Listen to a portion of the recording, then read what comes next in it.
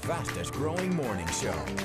Good morning. It's Sunday, October 14th. I'm Brittany Verner in for Kelly Jackson. And I'm Jessica Quick. Thanks for joining us early on this Sunday morning. It's kind of a gloomy one. Yeah, it's been raining all week. Good morning. Well, for the next month, some people will have almost $400 in Lyft credits to do exactly what I'm doing right now.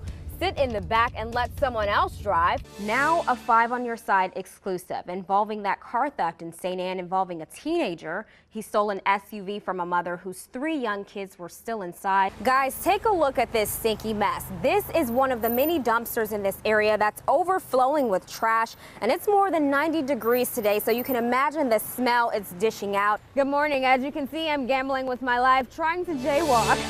And while jaywalking is pretty common in the streets in University City, police say this is a crime they take seriously. We spoke with a state park ranger who says they now have a life jacket program, meaning you can come and use a life jacket to swim and return it once you're done. Take a look at this new shiny bus. No dust here. It's actually a 2019 model. And although there are a lot of them here, there aren't enough bus drivers to fill them. Emergency crews in the Florida Panhandle face an overwhelming challenge this morning to find hundreds of people listed as missing following Hurricane Michael's destruction.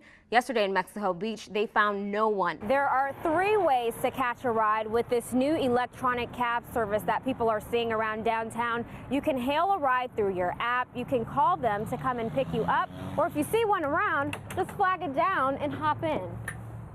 Going to school is usually an exciting time for children, and that's the way it used to be for one little girl. However, her parents say she was bullied so badly they had to pull her out of this Hazelwood Elementary School.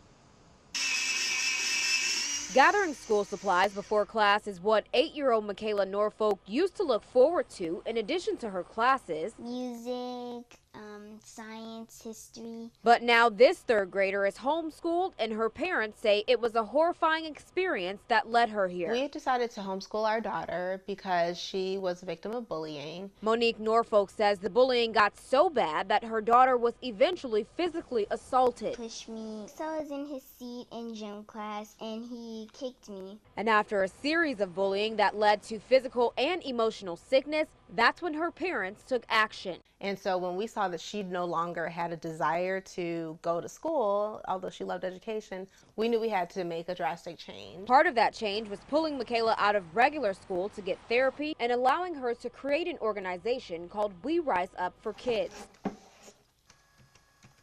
The goal is to support other children and families dealing with bullying by creating activities to keep their mind off the trauma, bringing therapists on site, and participating in community service projects. But we also know that oftentimes people don't seek therapy, and so this is an opportunity for kids that have been victims of bullying and their families to access therapy. And Michaela says she wanted to help other kids so they don't experience what she did.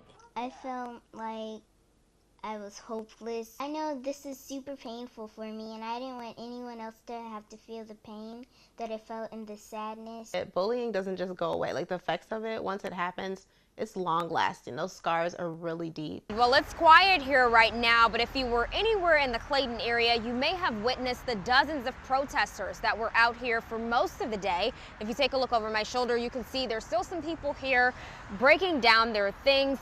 And one of the participants says it was more than just opposing Brett Kavanaugh, but instead standing up for what she feels is right.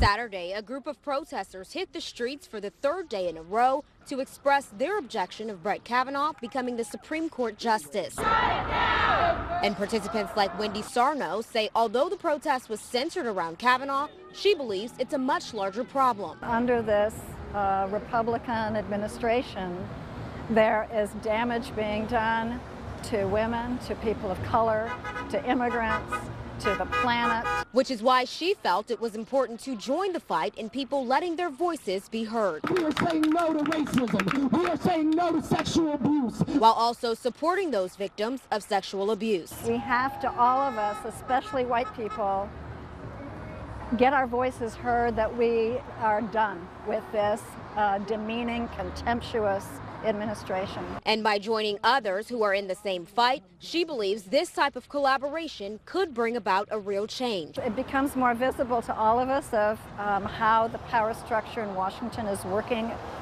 not in favor of people, but only for the elite and for their own political power. And she says the cultural climate of our leaders needs to be reshaped. There is a culture that I would call a rape culture that is maybe not raping women with their bodies, but it's raping people and the less powerful with their legislation and their policies. And they are not serving the people, they're serving themselves. Now, while we've seen supporters of Judge Kavanaugh demonstrating in Washington, nothing was organized that we could find here today. Now, this started out as a peaceful protest, but police did arrest a few people just before our last report. And some of the protesters said, although this appears to be a loss, they will continue their fight to make a difference in this community. That man says he walked out of this store after purchasing merchandise, and the next day police were at his front door after someone here accused him of stealing. May 26th started off as a typical Saturday for Trezor Fondue and his family. That week, I was doing some shopping. They were preparing for a trip abroad, but that evening, Chesterfield police showed up at his door, saying he was under arrest for shoplifting. You were caught on tape. Stealing at one of the stores in Chesterfield. The store was Saks off 5th at the St. Louis Premium Outlet Mall. I felt like badly handled because I felt like I was accused. Fondue's wife says it was one of the most embarrassing moments in their life. They took him in saying pretty much, we got you on tape, we got you on camera, we know you did this. Police said over a span of 5 days that week, there were multiple calls concerning someone stealing from the store, and an associate took pictures of Fondue's license plate because they thought it was him, which is why he was arrested. As we were leaving, I can just see my children looking at the windows in tears. Once police showed him the photos, they realized they made a mistake. The first picture I looked at, I'm like, well, this is not me. This person is not me, clearly. Then they pulled another picture and then same thing, and I'm like, well, this person, yeah, again, this is not me. Fondue says the only thing they had in common was their race. He went on to say, well, I'm so sorry this happened. However, you know, this kind of stuff happens. It's just embarrassing for the city of Chesterfield, for the police department. Police confirmed they expunged the incident so it wouldn't show up on his record, but the family says there will be further consequences for the popular retail store. We won't be shopping there. Not only that, we thought of many different ways to try to influence the conversation, because this cannot, again, just be another story and then we move on. Reporting in Chesterfield, Brittany Werner, 5 on your side.